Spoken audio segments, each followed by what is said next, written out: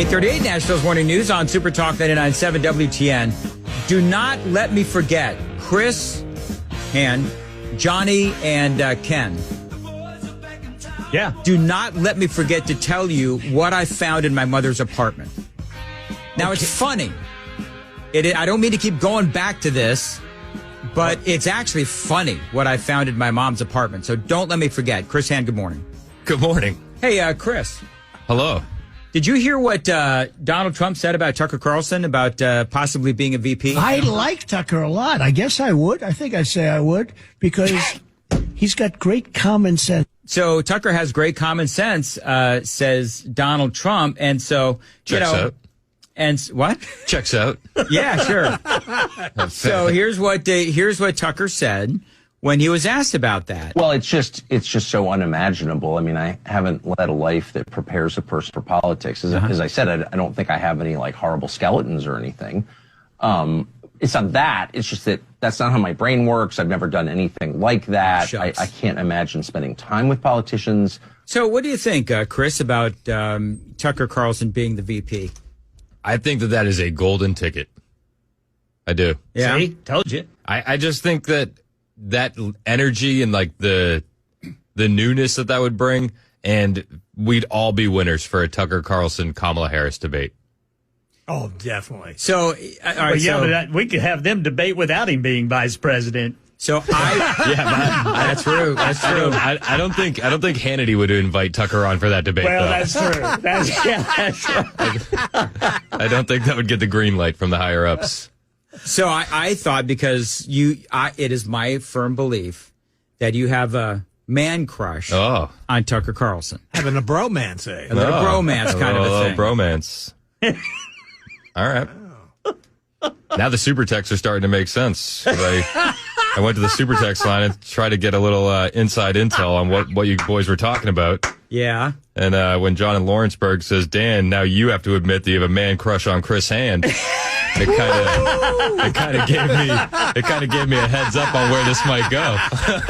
Oh, trust me, that's not going anywhere. Just so we're clear, Chris Hand has a man crush on Tucker Carlson. Hey, if you're going to be accused of a man crush, like, Mac Morey has a man crush on Travis Kelce. I feel like that is a lot more embarrassing than a man crush on Tucker Carlson. And it would be really embarrassing if I had a man crush on you, which I don't, John in Lawrenceburg. Yeah, fact check that one, boys. I don't know. See, I thought you were going to say that, Tucker would make a far better president.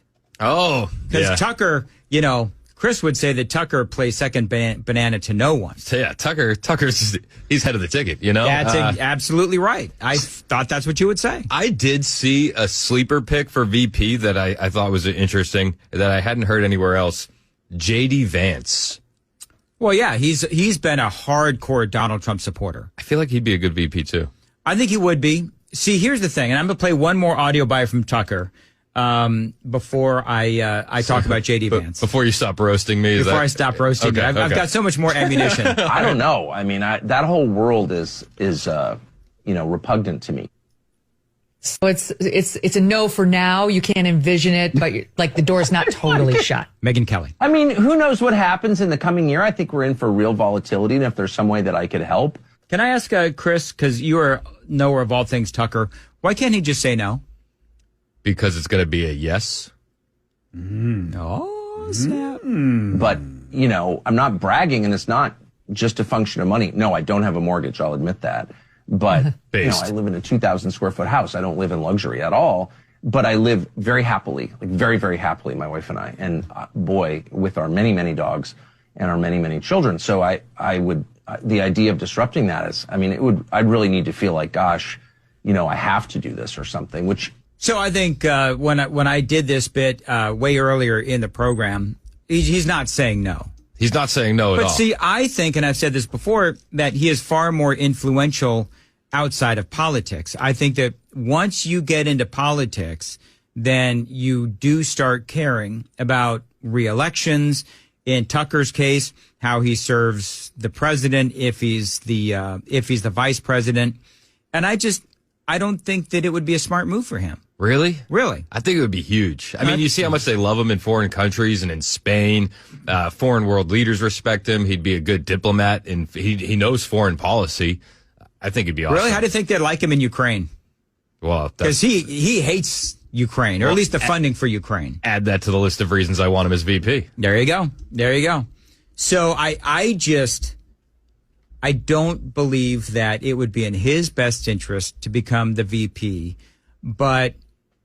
Well, stranger things have happened. Look at Donald Trump becoming president. Yeah, so there you go. Seriously. I don't know. If I'm Tucker, man, I wouldn't want to do that. I would not want to do that. No, I wouldn't want to do it. Why wouldn't you want to be the vice president? Who wouldn't want that? That's pretty cool. That's Kamala Harris. Yeah, but even Nancy Pelosi says the best part is like you don't do anything in the job. You know, that would be a nice gig. Yeah, all you do is attend funerals and the occasional wedding. Right. They got good food there. They do, and you can live rent free. Sure. Because you live in like a naval observatory. Yeah. And one thing you won't be doing. Crapping Twinkies. Exactly. You would not. You might be crapping Twinkies. Let me tell you something. If something, God forbid, if Tucker Carlson was Donald Trump's vice president and something happened to Donald Trump, God forbid, then I bet you Tucker would be crapping Twinkies. Okay. Moving on. Very well. Awkward silence says just go ahead and move on. Hey, have you heard about the new Obama movie, Chris? Oh. I have. Have you boys heard about the new Obama movie? Yes. It's the first one that they've produced under the Netflix deal. And a lot of people online are making noise about it because it's about a cyber blackout and hack attack. A hack attack. A hack attack. So it's wishful thinking on their part. It seems like a lot of people on the internet are saying this is predictive programming for what's to come. This is the trailer. There's something wrong with the TV. It's all messed up. I wonder what that means. Well, what could it mean? It could be over in a couple of hours. You know something. I'm sure this will turn out to be a big nothing. Burger. We'll look back on this one day and laugh, I guarantee you. I think that ship is heading towards us. Oh. What does that mean? We shouldn't speculate. Haven't you been picking up on what's going on out there? I don't want to panic over nothing. I don't think this is nothing. We're in this together till things get back to normal. There is no going back to normal. Get in the car! Whoever's pulling the strings wants us to finish it. We're gonna be okay, right? Yeah. So what's that movie about? All right, so it's about a cyber attack where the internet, the power goes out, but the imagery is so spooky. Like when they say that ship's coming right for us, there's a big shipping container heading towards the beach because the internet's out. Oh. So it's crashing to the beach. There's imagery of Teslas just crashing into each other.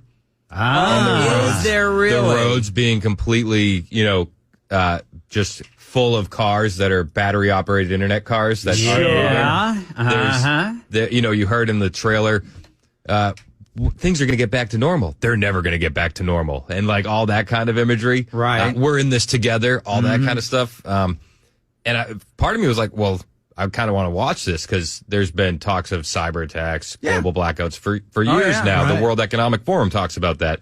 But then there's also a woke line from the movie. So basically what the gist of it is, Julia Roberts' family Airbnbs a house at the beach. Then a black family comes back after the cyber attack blackout, and they're like, this is our house. Oh. And we can't get where we're going, so now we're all staying here together.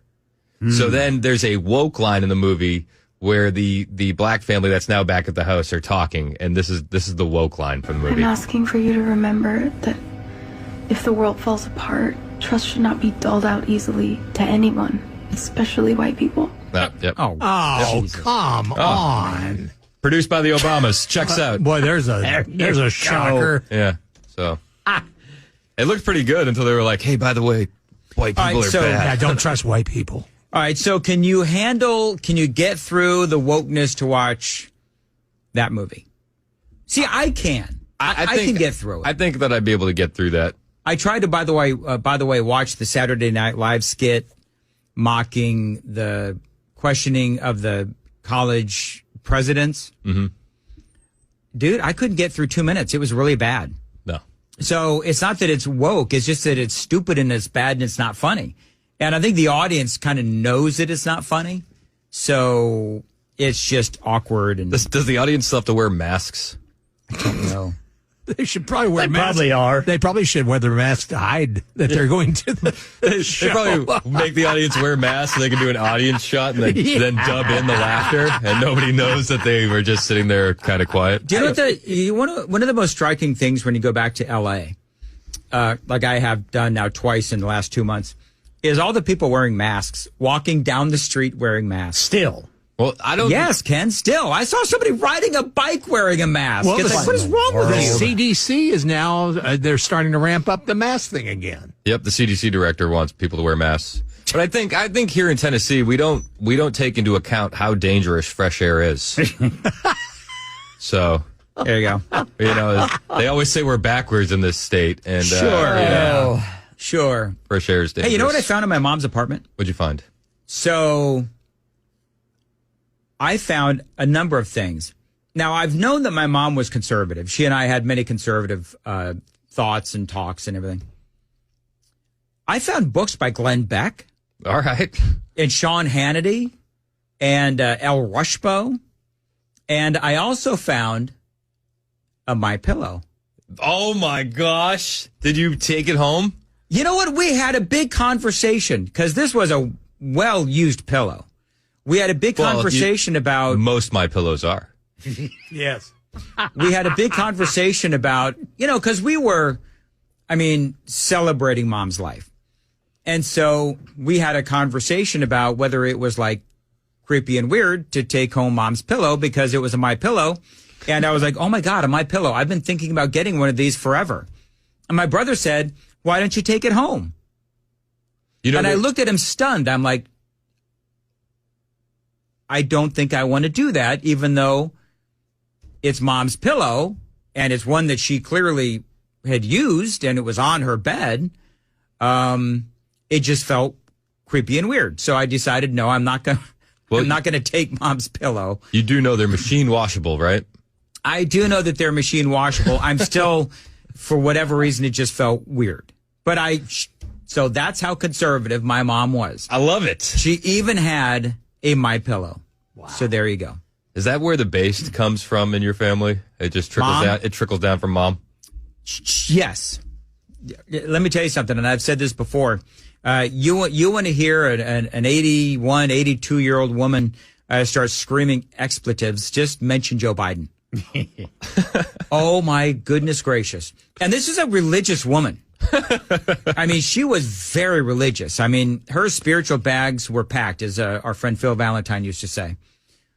She would do a lot of sinning when I'd mention Joe Biden because the F-bombs would just come flying out. So I don't know why I'm surprised that she had a MyPillow or that she had books by, all the great conservative commentators of our time. By the way, Chris, I'm sure if you had written a book, she would, buy one from you. I'm sure. I'm sure.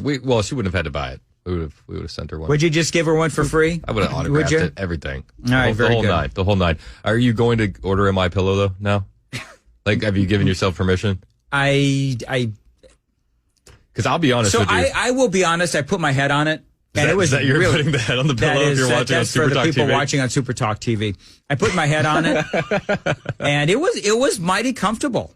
It was, but it was also really old. So I don't know if the technology's advanced since then. No, I don't know if it was really soft because my mom's, very hard-headed times was on that pillow for years or not. Well, when I saw Mike Lindell in July, I made him send a video to my wife to ask to let me buy more pillows. Yeah. And if you don't make a decision soon, you're going to have a video coming to you from Mike Lindell after I see him at AmFest this week. Oh, really? And he's going to be calling you out about MyPillows. Really? I'm going to bring this up to him, just so you know. You do that. And I will ask him for a free pillow. Tell him I've interviewed him like 3 times. And he's going to be very upset that you've interviewed him, but you won't sleep on his pillows. I'm sure that he remembers the stellar interviews of that wingnut in Denver and also Nashville.